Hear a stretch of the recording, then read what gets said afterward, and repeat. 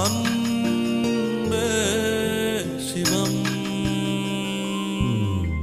ஆத்திகம் பேசும் அடியார்க்கெல்லாம் சிவமே அன்பாகும். நாத்திகம் பேசும் நல்லவருக்கு அன்பே சிவமாகும். அன்பே சிவம், அன்பே சிவம் என்போம். அன்பே சிவம், அன்பே சிவம் என்போம். அன்பே சிவம், அன்பே சிவம் என்போம். அன்பே சிவம், அன்பே சிவம் என்போம். யார் யார் சிவம்?